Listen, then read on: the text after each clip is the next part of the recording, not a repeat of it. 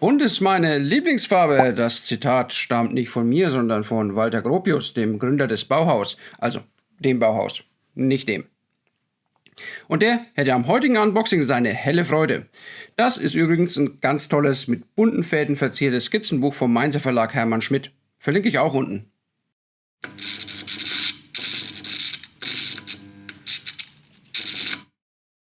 Beim Verteilen von Vorbestellungen pflege ich ja das System Gießkanne. Jeder kriegt was.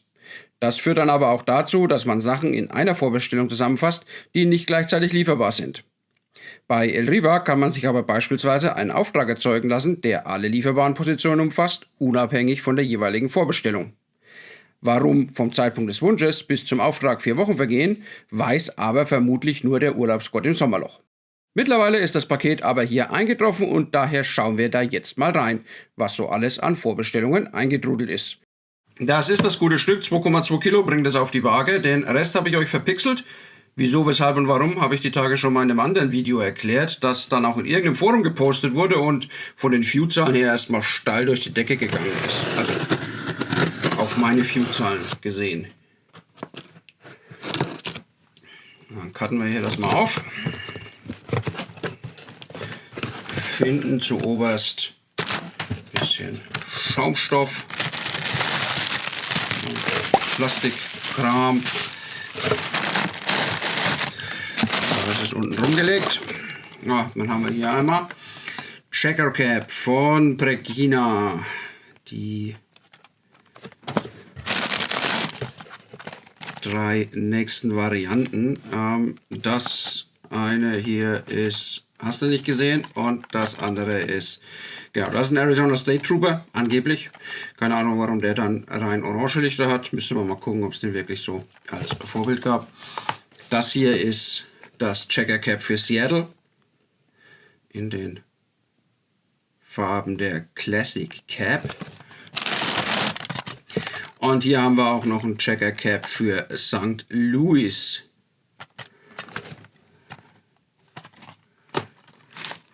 Und dann haben wir hier, und jetzt wird's bunt, und das ist auch das Hauptgewicht hier drin. Ansonsten haben wir noch eine Rechnung und noch ein bisschen mehr Plastik. Von Riva Rossi, die HR6514. Wobei das natürlich mittlerweile alles Hornby ist. Und Riva Rossi nur noch ein Vermarktungsname der Hornby-Gruppe. So, das hat hier 2 Laschen, die machen wir mal auf. Und dann öffnen wir den Deckel. Oh, da ist dann in Rot. Das ist wie ein Verkaufsdisplay tatsächlich. So wie das aussieht, weil das kannst du dann jetzt hier einknicken. Nehmen Sie mal gerade raus, weil sonst funktioniert es nicht.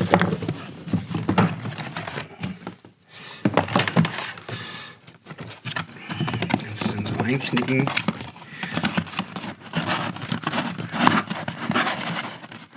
Und hinten wieder einstecken.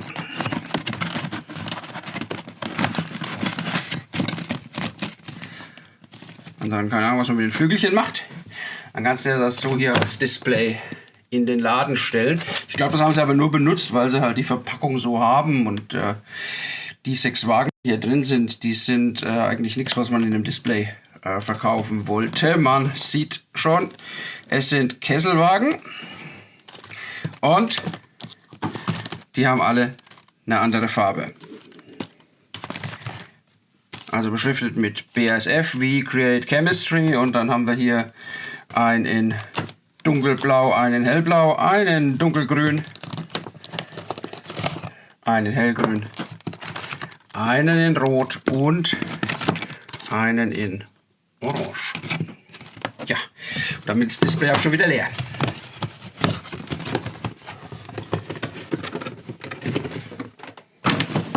Räumen wir gerade weg. Und dann gucken wir mal in einen von diesen Wägen rein. Das wird jetzt der hellgrüne werden. Das ist also so ein Papp mit einem Plastik-Inlay dann drin.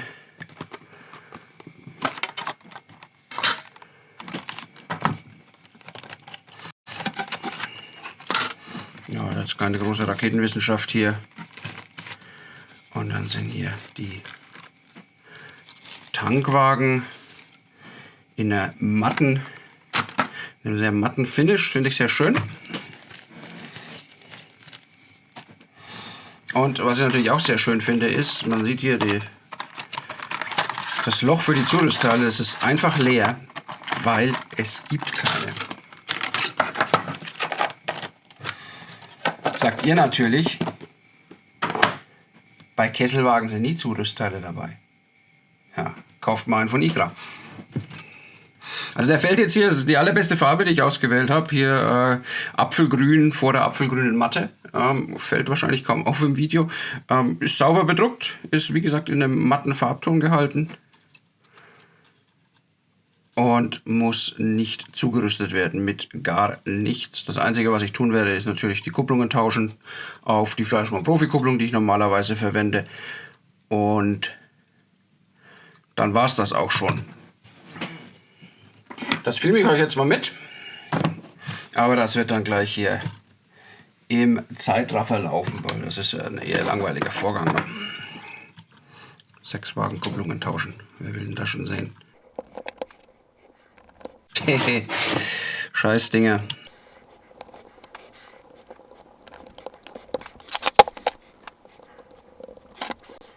Also die Normschächte von Trevorrossi sind somit die schlechtesten, die ich bislang irgendwie hatte. Würde ich mal sagen.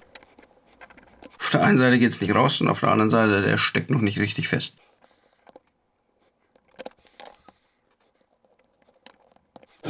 Okay, der erste hat funktioniert. Und der zweite jetzt auch. Und damit der erste Wagen umgerüstet.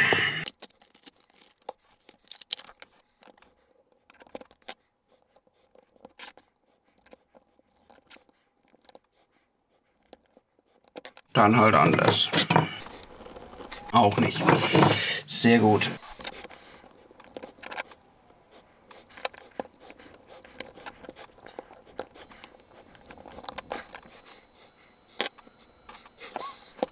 Gibt Dinge zwischen Himmel und Erde.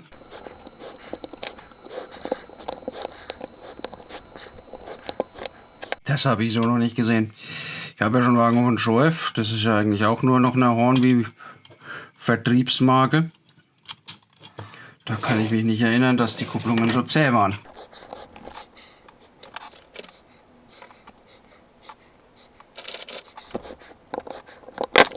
Und bist du nicht willig, so brauche ich Gewalt.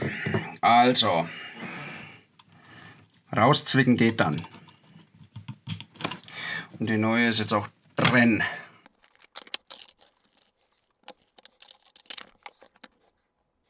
Die werden ihren Weg nicht in den Fremdkupplungen Aufbewahrer finden. Die fliegen direkt in den Müll. Ja, dann halt alle mit dem Xuron, das ist mir auch egal.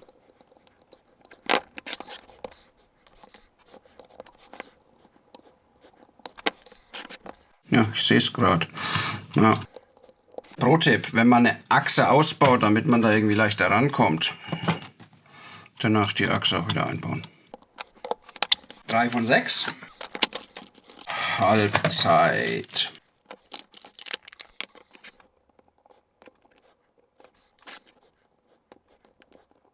Muss nur schauen, dass man die Kulisse dran lässt, sonst ist es nicht so lustig.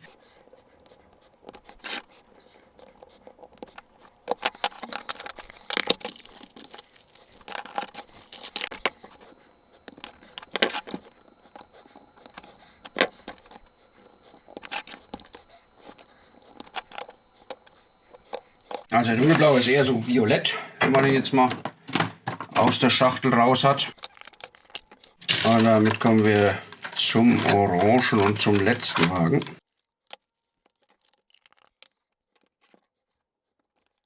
So, wenn man die abzwickt, geht es viel einfacher.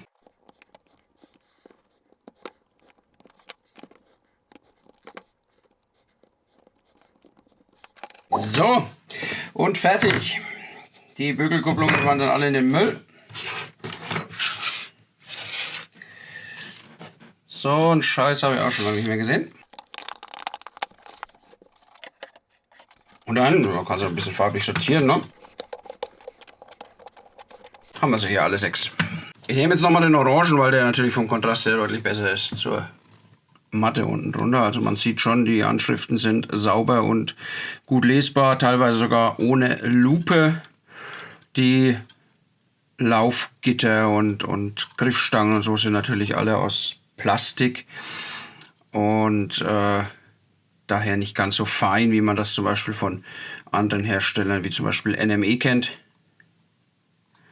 Aber man muss halt auch ganz klar sagen, dass wir uns hier in einem anderen Preissegment bewegen. Das Komplettset liegt bei 240 Euro Liste, das heißt 40 Euro pro Wagen. Da kriegst du bei NME noch nicht mal die Hälfte. Naja, nicht ganz. Also NME fängt dann irgendwo bei 60 Euro aufwärts an pro Wagen. Und das muss ich natürlich auch irgendwo in der Detaillierung widerspiegeln, die Unterschiede. Und die geben auf jeden Fall einen hübschen Farbtupfer ab.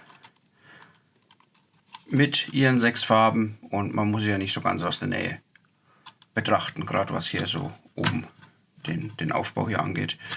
Der schon halt sehr massiv aussieht, weil er eben aus Plastik gefertigt ist.